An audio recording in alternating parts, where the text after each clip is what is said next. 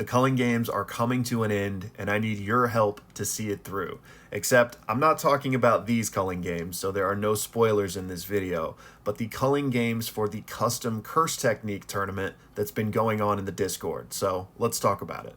So in case you don't know what I'm talking about, I've made a few videos reviewing people's custom curse techniques that they've sent me. And this basically spawned into a whole thing, where now we have an entire forum in the Discord dedicated to people's OC creations. And you might have noticed that I haven't put out a new custom curse technique video in a while. Well, that's because we've had this tournament going on in the Discord where people's custom curse techniques have been pitted against each other. And there will be 20 rounds total in this tournament, and we are approaching that final round with the final 3 custom curse techniques. So I wanted to go over those finalists here with you guys, explain their curse techniques, and then point you to the Discord to vote in this final matchup to determine our winner. So let's get into it. Alright, so let's first talk about how this tournament actually works and the mastermind behind it. Except no, it wasn't Kenjaku, and it most certainly wasn't me. This was all thanks to Crushing Blow from the Discord. This was entirely his idea, and not only that, he's been the one to orchestrate and run this entire thing.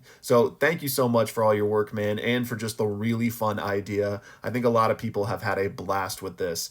And I think Crushing said he doesn't plan to run another tournament, but I don't want to quote him on that. You know, who knows how he'll feel once it's all said and done. But here's what I'll say. Even if Crushing does want to kind of step away, I imagine that other people will run up a second one after this. So if this sounds like a cool idea to you and you didn't get to participate, I would reckon there's going to be another.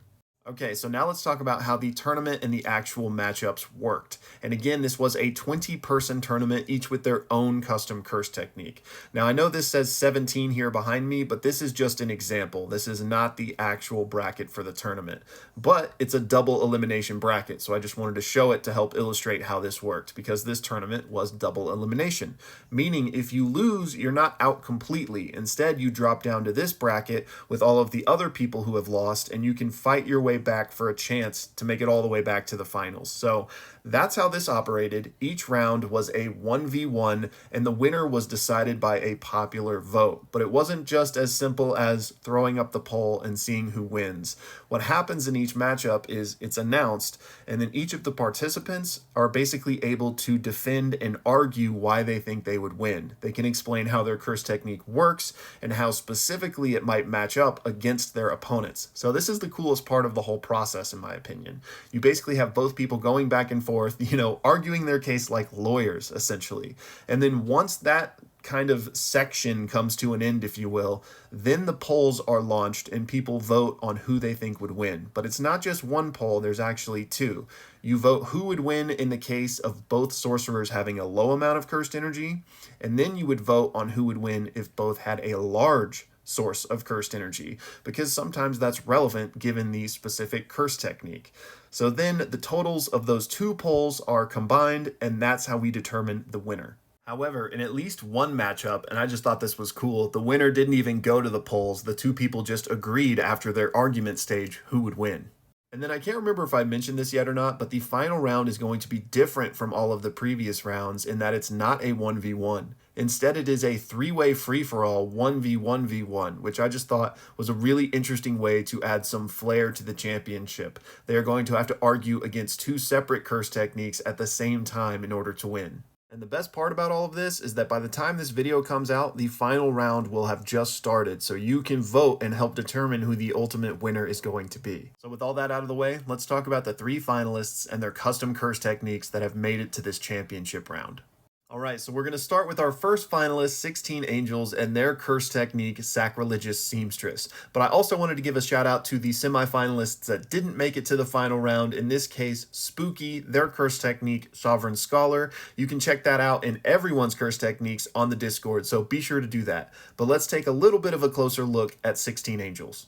Alright, so Sacrilegious Seamstress is one of the more thorough, thought out, and articulated curse techniques I've seen on the entire Discord. I will not be able to do it justice in this quick video. I am just going to give you the idea, so be sure to check this out. And also, this picture is unrelated. It's just kind of giving the vibe of the curse technique in my opinion. But with that being said, let me get my read on and just kind of tell you a little bit about this curse technique. So, it's an innate curse technique that allows the user's cursed energy or foreign cursed energy to be manifested as thread for the user, gaining the power of linekinesis. I don't know if I'm saying that right, but aka thread/wire manipulation, with the options of weaving, cutting, restricting, or unraveling any and all phenomena of cursed energy through delicate movements of the body and when certain conditions are met. The strength of this curse technique is entirely dependent on the strength, will, and creativity of the user. The curse technique itself is manifested through sheer imagination and is black in coloration, the properties of which can be increased by output. And again, 16 Angels has gone really in depth with this, not only explaining the normal use of the technique, but also its reversal, some of its maximum techniques, and a slew of other unique applications of this. So please check it out on the Discord and everyone's technique. But on that note, I should have mentioned this earlier. If somebody describes a domain expansion for their technique and they're up against somebody who just didn't describe a domain, they don't automatically win. How it works is the domains are just not considered, and you have the arguments based on no domain expansion. So you can be as simple or complex as you want, and it won't make your chances any worse necessarily. Now moving on to our next finalist, we have Jinx with the custom curse technique Multi-Orb. And again, special shout out to the semi-finalist Kim, whose curse technique was beatboxing. Alright, so let's take a closer look at Multi-Orb. And again, picture unrelated, entirely my choice. So, the user of Multi-Orb has 6 transparent orbs floating behind them at all times, and each orb can be given an effect out of 6 different effects. Once an orb has an effect, it can only move within a 5-meter radius around the user, and if the user wants to switch the effect, it must first return to its original position. The orbs can't pass through solid objects, but they can break through them, potentially, and also they can fit through gaps within the 5-meter radius.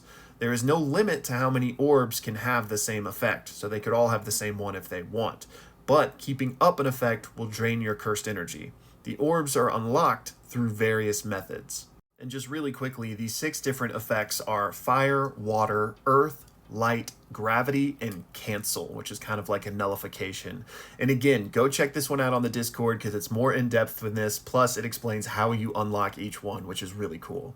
And that brings us to our last finalist, Jade, with their curse technique, Vampiric Strike. And again, shout out to our final semi-finalist, Jackness, with the curse technique, Tri-Elementalist. So the final curse technique we're going to be going over today is Vampiric Strike. And this one is very technical, but in a really good way. So as with all the others, I recommend you go check this out to get the full explanation of it. But essentially what it is a parrying technique. And as Jade describes it, Vampiric Strike is a curse technique that can drain cursed energy or positive cursed energy via specific actions, the most used action of which is a parry.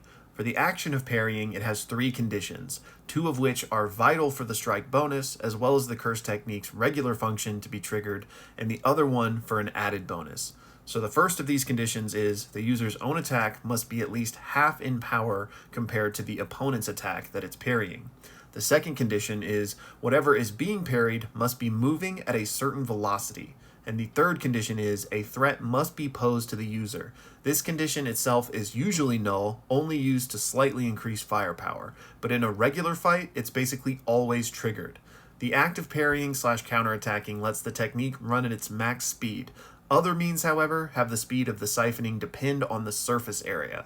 So yeah, you can get the idea that we're really going to get in the weeds on the technicality of how this works. And Jade goes into depth on the different applications and uses for this. So again, highly recommend you check this one out. Y'all, I just got word as I was finishing up this video that Crushing Blow has posted the final round of the tournament. It has begun. So opening statements, opening arguments are going to begin. The poll to choose the winner probably isn't up yet, depending on when you're watching this video, but it will be up soon. So do me a huge favor, head on over to the Discord and help us choose our first ever culling game winners. Again, shout out to everybody that participated, everybody that made it this far. I can't wait to see who wins.